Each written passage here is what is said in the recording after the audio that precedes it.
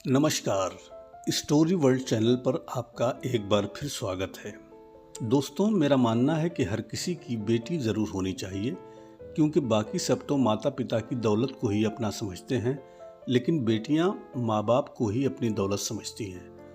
आज हम आपके लिए एक ऐसी बेटी की कहानी लेकर आए हैं जिसने अपने पिता के लिए अपने सारे जेवर और कीमती चीज़ों की परवाह नहीं की। एक गांव में एक बुजुर्ग आदमी की काफी दिन बीमार रहने के बाद मौत हो गई। सारे सगे संबंधी और रिश्तेदार इकट्ठा हुए और उसके अंतिम संस्कार की तैयारियां होने लगी। जब उसकी अर्थी तैयार की गई तो लोग उसे शमशान की ओर ले जाने लगे। अभी वो लोग कुछ ही दूर पहुंचे थे कि दो चार आदमी वहां दौड़ते हुए आए और उन्होंने उस अर्थी को रोक लिया। लोगों ने अर्थी रोकने का कारण पूछा तो उनमें से एक आदमी बोला, ये आदमी जो मर चुका है उसने मुझसे 10 लाख रुपए उधार लिए थे और जब तक मुझे पैसे वापस नहीं मिल जाते मैं इस अर्थी को आगे नहीं जाने दूंगा।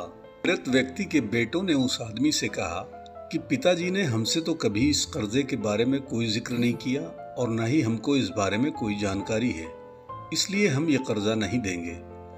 उस अर्थी के साथ उस मृत व्यक्ति के भाई भी चल रहे थे।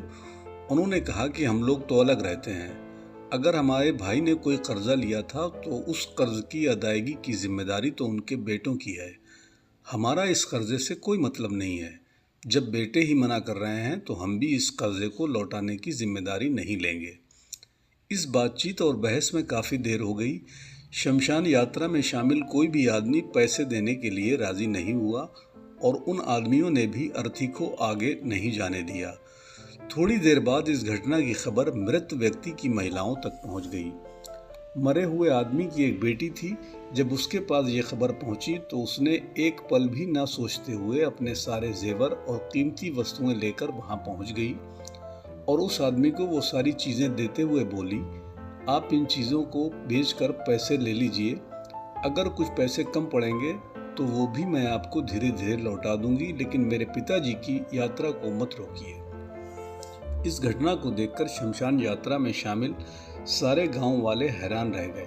तभी वो आदमी जो कर्जे की मांग कर रहा था बोला, दरअसल मुझे 10 लाख रुपए लेने नहीं थे, बल्कि बहुत साल पहले मैंने इस आदमी से 10 लाख रुपए लिए थे जो आज मैं लौटाने आया हूँ। मुझे पता चला है कि इनकी मृत्यु हो गई है। मुझे पैसे तो वापस करने थे, लेकिन ये पैसे मैं असली हकदार को देना चाहता था, इसलिए मैंने ये सारा नाटक रचाया।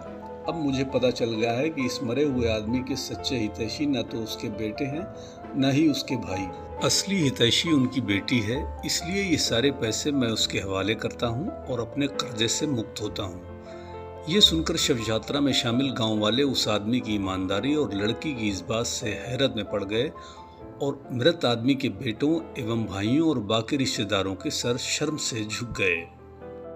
दोस्तों, कहानी अगर पसंद आई हो तो ज़्यादा से ज़्यादा लाइक और शेयर करें, और अगर चैनल पर नए हों तो इसी प्रकार की खूबसूरत कहानियों के लिए चैनल को सब्सक्राइब करना ना भूलें। धन्यवाद।